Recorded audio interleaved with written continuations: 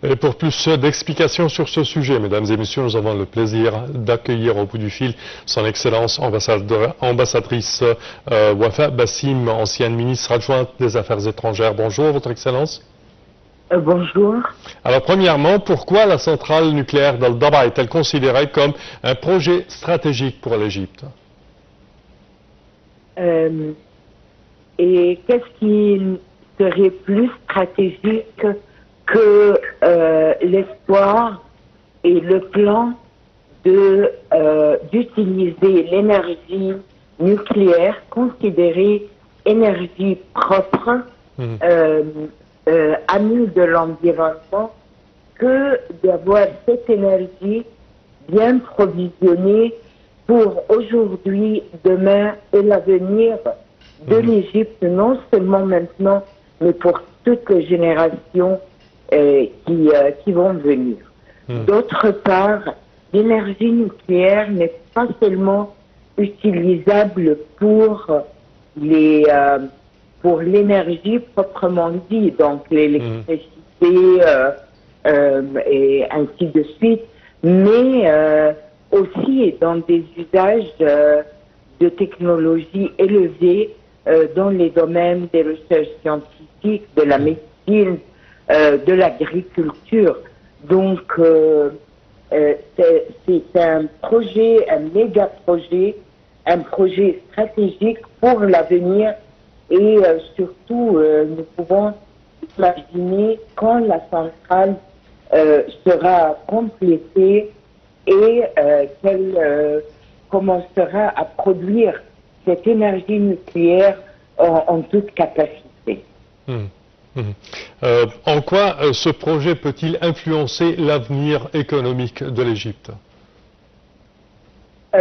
Plus d'industrie et d'industrie, que ce soit l'industrie légère ou l'industrie lourde, plus d'agriculture, plus d'énergie qui pourrait fournir l'électricité nécessaire dans tous les domaines, que ce soit pour la consommation individuelle, familiale, dans l'éducation, dans les laboratoires, dans les usines, ou que ce soit, comme nous l'avons bien mentionné, dans tous les domaines de renouvellement d'énergie, dans les domaines de localisation de la technologie et du savoir lui-même.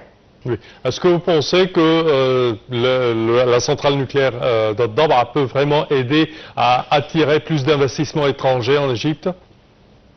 Certainement, et si vous voyez maintenant et que vous considérez au moins dans toute la région de Daba, avec tout le développement, tous les investissements fiduciaires dans le domaine de l'habitat, dans le domaine de l'agriculture, de la réhabilitation du désert de l'ouest de l'Égypte, au moins dans ce domaine-là, vous pouvez voir l'importance de la centrale nucléaire à Daba. D'autre part, elle a créé et elle va créer encore plus. On utilise cette énergie propre, renouvelable. Plus on va l'utiliser, plus elle va créer de chances et de travail, de force de travail pour des milliers de jeunes gens, de techniciennes dans tous les domaines.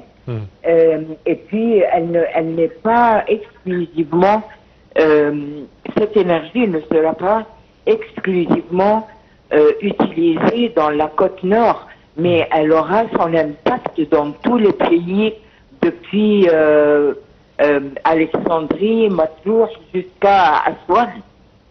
Parfait. Parfait. Alors, comment la coopération nucléaire pourrait-elle renforcer la position régionale de l'Égypte? De plus en plus, puisque l'Égypte deviendra ce qu'on appelle un hub, un point focal pour l'énergie. Donc c'est aussi une source de provision, de income, de financement, de budget, de renforcement du capital égyptien. C'est aussi, elle va aider à renforcer l'importance du canal de Suez par le fait que plusieurs zones industrielles dans la nouvelle zone du canal pourraient utiliser cette énergie pour créer plus d'usines, plus d'industrie, plus de mouvements.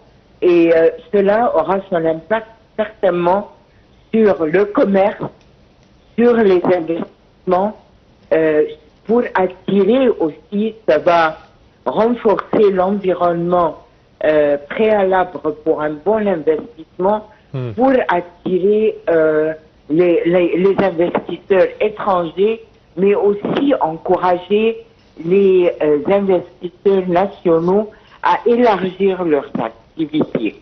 Parfait. Ce qui aura certainement son impact aussi sur le commerce. Certes, certes. Pour votre Excellence ambassadrice Wafa Bassim, je tiens à vous remercier énormément de vos explications. Je répète que vous êtes ancienne ministre adjointe aux Affaires étrangères. Merci à vous. À présent, chers téléspectateurs, nous passons au sport. Le peu de suspense qui entourait le nom du lauréat du meilleur joueur africain de l'année 2025 a pris fin. Alors, comme attendu, Achraf Hakimi a raflé la récompense de Mohamed Salah et Victor Osimhen, les deux autres finalistes. La cérémonie des CAF Awards organisée hier soir à Rabat a donc finalement sacré le Marocain sur ses terres à un mois de la CAN, lui qui avait déjà été finaliste des éditions 2023 et 2024. Pour plus de détails, voici un commentaire. Champion d'Afrique puis vainqueur de la Supercoupe d'Afrique, le FC Pyramids a décroché le titre de meilleur club africain.